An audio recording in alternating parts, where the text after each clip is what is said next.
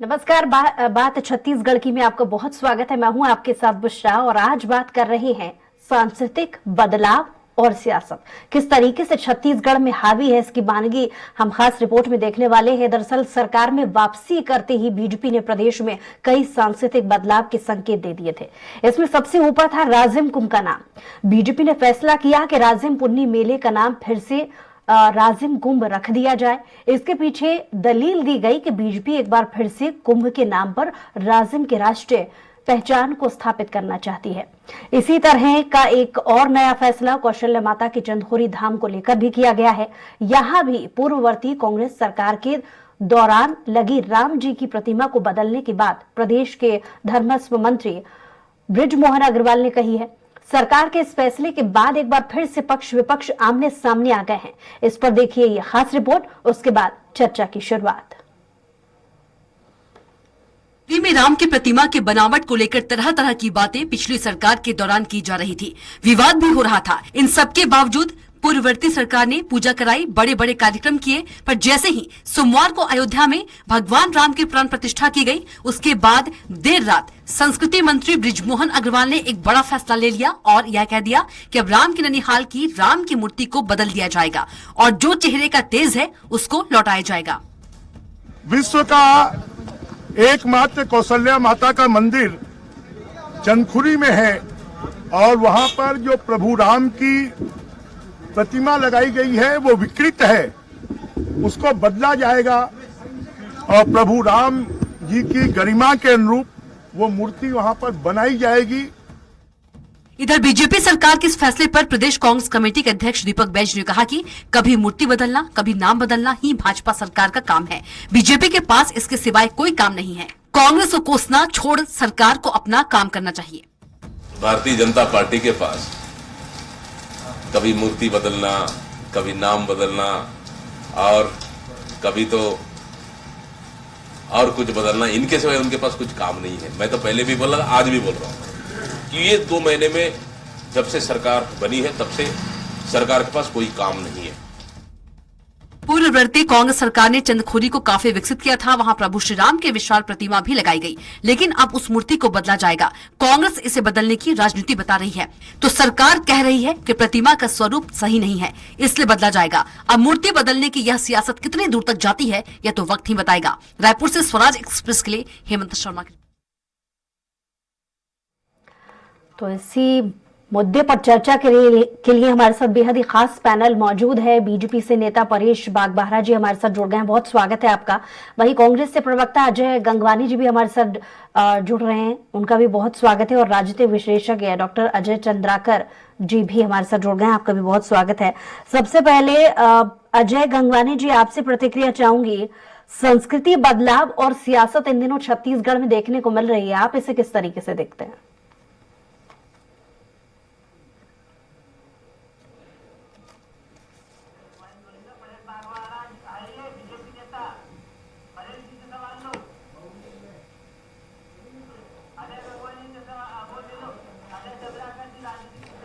चलिए, राजनीतिक विश्लेषज्ञ भी हमारे साथ जुड़ गए हैं, अजय चंद्राकर जी। पहले इनसे सवालों की शुरुआत करते हैं। बहुत स्वागत है आपका अजय जी। अजय जी, संस्कृति बदलाव और सियासत छत्तीसगढ़ में इन दिनों देखा जा रहा है, आप इसे किस तरीके से देखते हैं? देखिए, चाहे छत्तीसगढ़ हो या फिर कुछ अन्य प्रांत हो या फिर केंद्रीय स्तर पर, यह देखा गया कि सत्ता में परिवर्तन होने के बाद इस तरह की निर्णय सरकार ले लेती है। कांग्रेस के समय भी कहा गया कई योजनाओं के ऊपर, लेकिन कांग्रेस पहले जो अर्ध कुंभ की बात होती थी उसे राजिम पुन्नी मेला का जो नाम दी, माघी पुन्नी मेला का, तो एक प्रकार से कह सकते हैं कि सदियों से जो चल रहा था वो डॉक्टर रमन सिंह जी के कार्यकाल में उसे कुंभ का नाम दिया गया था। देखिए, क्योंकि बृजमोहन अग्रवाल जी संस्कृति मंत्री हैं और संस्कृति मंत्री होने के कारण वो इस तरह का ओपिनियन रखे।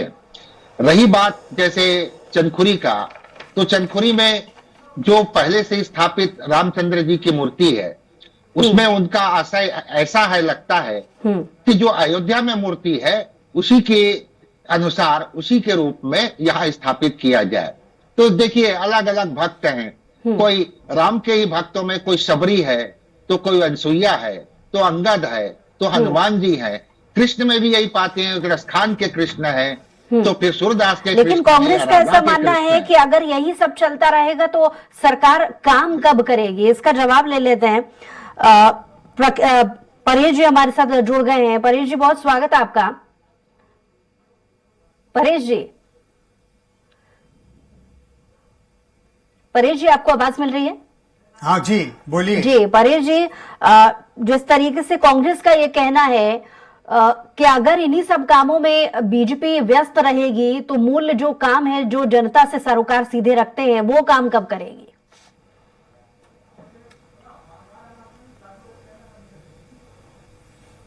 देखिए, सरकार का काम जो मोदी की गारंटी पूरी करनी है वो काम अपना कर रही है। उसके साथ साथ जो हमारी विरासत है, जो हमारी संस्कृति है और जो हमारा सनातन जो धर्म है उसके बारे में भी हमको लगातार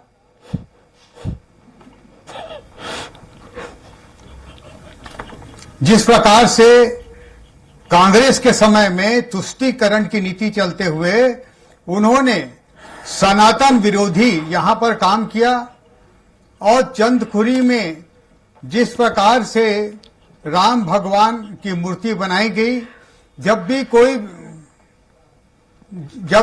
कोई मूर्ति बनाई जाती है तो संस्कृति विभाग उसकी जांच करती है, कमेटी बना के उसकी जांच करती है और देखती है कि मापदंडों के अनुसार है या नहीं है। लेकिन ऐसा लगता है कि उन लोगों ने इस बारे में कोई काम नहीं किया। इस कारण संस्कृति विभाग ने जो भी कमेटी बनाई है उसकी जांच होनी चाहिए। उन्होंने किन किन मापदंडों के आधार पर इस मूर्ति को स्थापित करने के लिए अनुमति प्रदान की, ये हमको जानना बहुत जरूरी है। और ऐसा लगता है कि लेकिन कांग्रेस का ये कहना है कि कितनी खामी ढूंढेंगे, क्योंकि पुन्नी मेले का भी यहाँ पर जिक्र कांग्रेस कर रही है। कौशल्या माता की चंदखुरी धाम की मूर्ति बदलने को लेकर के बीजेपी काम कर रही है। ऐसे बहुत सारे काम है जिसका जिक्र कांग्रेस कर रही है। वो कौन कौन से काम है, इसके लिए अजय जी से प्रतिक्रिया ले लेते हैं।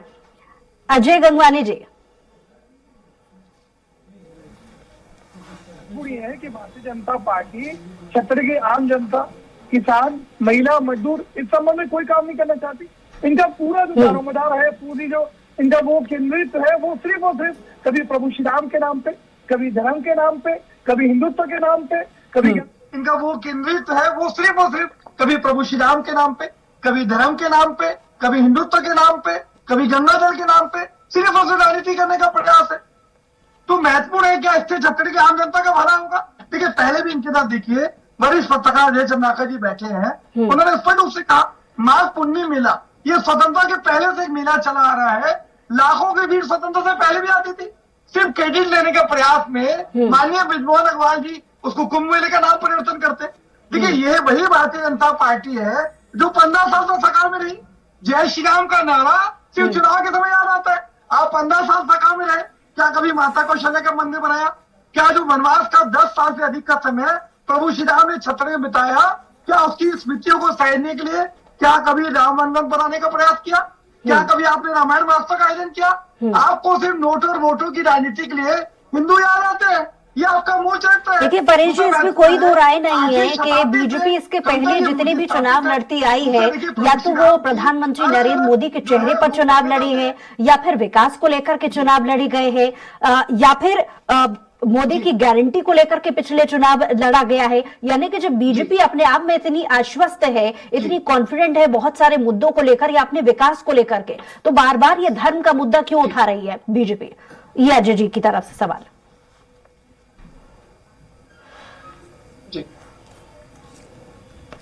जी, मुझसे प्रश्न है जी। मैं अजय जी मैं कंप्लीट करूंगा। देखिए, महत्वपूर्ण है कि मोदी सरकार की गारंटी जो उन्होंने लगातार वादा खिलाफी की, न 2 करोड़ रोजगार मिले, न 15 लाख मिले, न किसानों की आय दुगनी हुई, न स्वामीनाथन आयोग की रिपोर्ट लागू हुई, न 100 दिन में महंगाई कम हुई, न बुलेट ट्रेन चालू हुई, न 5 ट्रिलियन इकोनॉमी बनी। आज छत्तीसगढ़ में भी भारतीय जनता पार्टी बड़े बड़े वादे करके स्थापित हुई। 45 वंदन योजना की बात करते हैं, 2800 करोड़ रुपए की जरूरत है, बजट में 1200 करोड़ रुपए। किसानों को 3100 रुपए प्रति क्विंटल और 21 क्विंटल प्रति एकड़ की बात की। मेरे भाजपा के प्रवक्ता बता दें क्या 3100 रुपए क्विंटल का आदेश आया, 917 रुपए प्रति क्विंटल किसानों को चोट पहुंचाने का सीधा प्रयास। परेश जी मुद्दे गिना रहे हैं अजय जी, जवाब दीजिएगा। अनुपूरक बजट में कोई योजना है क्या? ठीक है, जवाब ले लेते हैं परेश जी से, क्योंकि समय की कमी है, सभी के पास रिएक्शंस मुझे लेने हैं। परेश जी तो ये महत्वपूर्ण है कि मोदी सरकार, ठीक है अजय जी, हो गया, जवाब ले लेते हैं परेश जी से। परेश जी मुद्दे अभी तक आपने सुने होंगे अजय जी की तरफ से, उनकी पार्टी की तरफ से, जवाब दीजिएगा।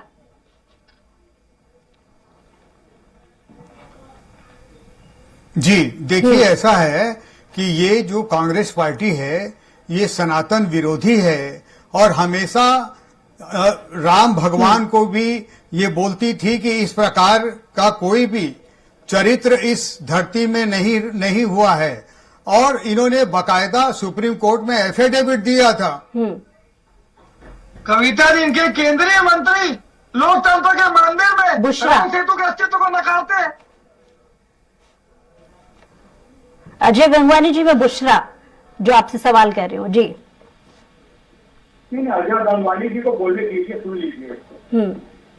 नहीं, अजय गंगवानी जी को बोलने दीजिए, सुन लीजिए। तो मैं चुप हो जाऊंगा। नहीं, बहुत समय अजय जी को हो गया है, मैं उनके पास लौटूंगी। बोलेगा तो मैं चुप हो अजय चंद्राकर जी के पास वापस लौटूंगी। अजय चंद्राकर जी पिछले अभी मैंने बोलना चालू किया, आपके पास भी आ रही हूँ।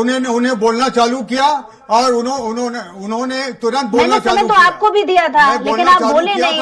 मुझे तो बाकी मेहमानों से भी रिएक्शन जानना है। अजय चंद्राकर जी के पास एक रिएक्शन ले लूं, फिर ये डिबेट इस प्रकार से नहीं होता है जिस प्रकार का डिबेट आप करवा रहे हैं। इस प्रकार का डिबेट नहीं होता है। मैं भी लगातार बोल सकता हूँ, और जो हमने वादा किया है उसको हम पूरा कर रहे हैं। और जिस प्रकार से इन लोगों ने रामलला को वहां पर, जब रामलला की स्थापना यहाँ पर हुई है, इन्होंने 500 साल तक उसका किस तरीके से यहाँ पर लोगों ने बलिदान किया, सब किया। प्राण प्रतिष्ठा के बाद जिस प्रकार से ऊर्जा का संचार हुआ, एक नया सूर्योदय हुआ, रामराज की यहाँ स्थापना हुई है, उसके बाद से यहाँ का युवा उत्साह से भर गया है। देश नई अंगड़ाई ली है और ये देश बहुत ऊपर जाएगा, बहुत तरक्की करेगा। रामलला के मूर्ति के प्रतिस्थापना के बाद से यहाँ का सनातनी जाग चुका है।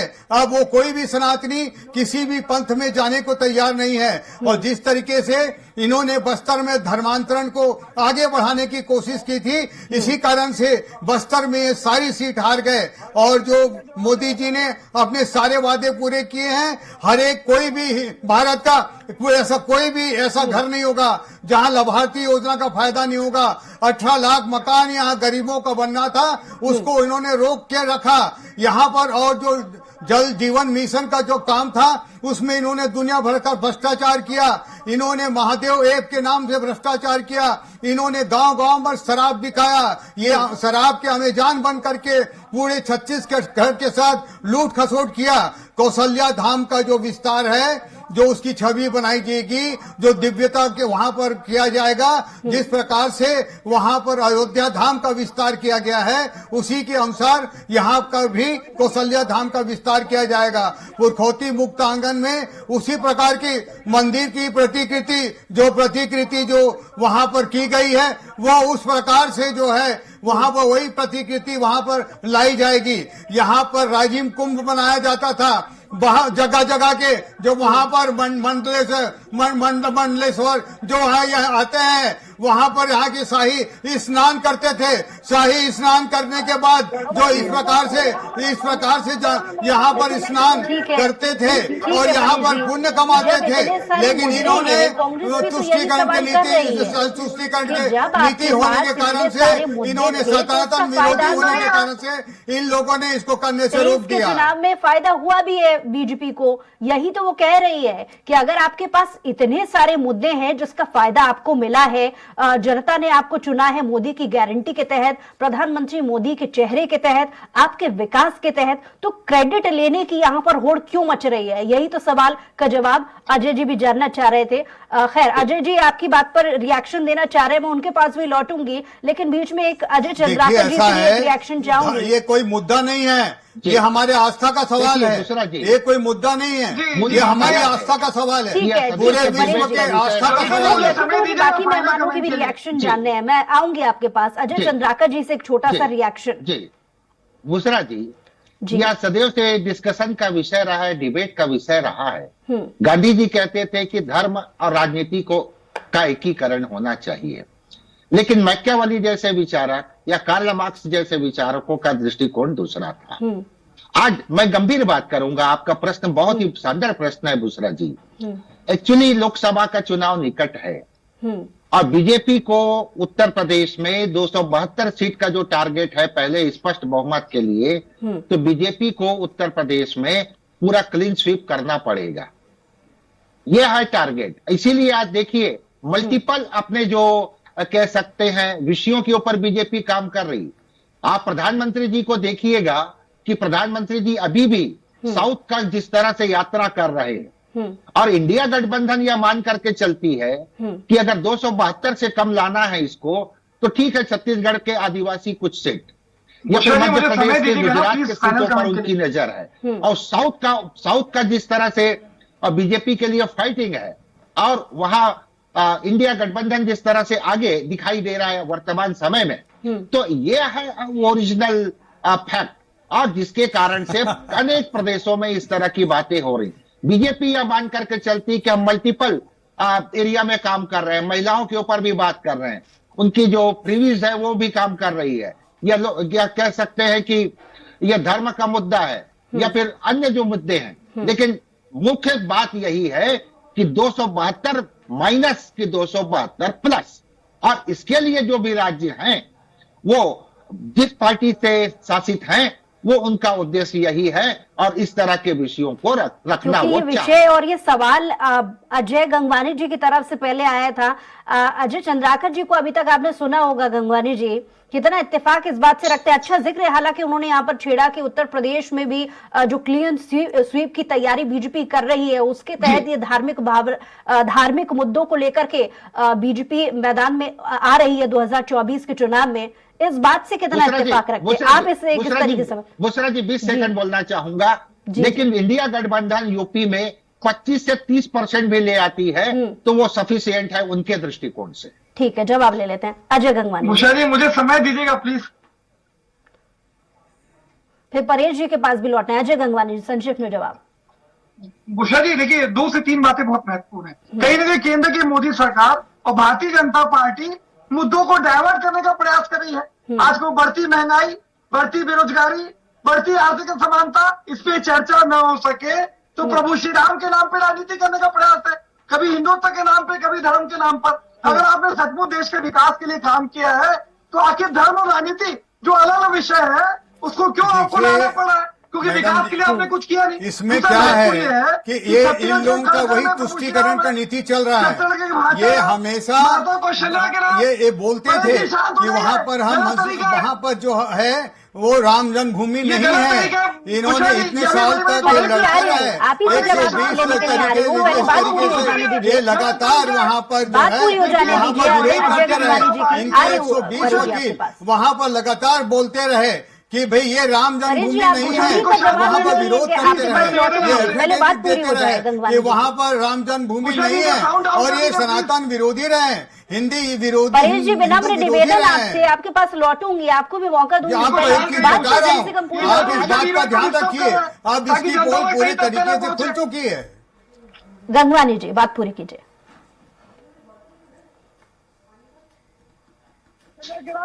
अरे जी शांत हो जाए, मेरा निवेदन है आपसे। देखिए महत्वपूर्ण ये है, छत्तीसगढ़ के भाषा राम, माता कौशल्या के राम, शबरी के राम, वनवासी राम, ये प्रभु श्री राम के अलग रूप है। अगर माता कौशल्या के मंदिर में वनवासी राम का प्रतिरूप प्रस्तुत किया गया है, उसके लिए संस्कृति मंत्री बिजमोहन अग्रवाल जी कह रहे हैं विकृत रूप है।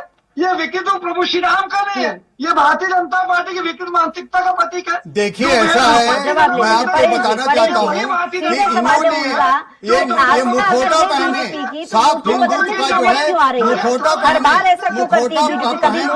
करके ये लोगों को दिग्भ्रमित करने की कोशिश करते रहे।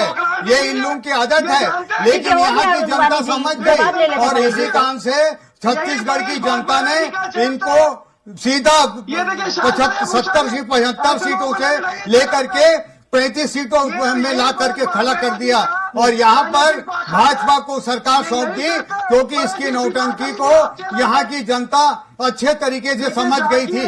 और ये इस बात को और इस तरीके से इन लोगों ने यहाँ पर लगातार जो बीरनपुर की घटना है, जो और जगह की घटना है, जो वहां पर धर्मांतरण की कोशिश इन्होंने बस्तर में की, ये सारी बातें सामने हैं। और यहाँ की जनता जो है, छत्तीसगढ़ की जनता इस बात को अच्छे तरीके से समझ गई है।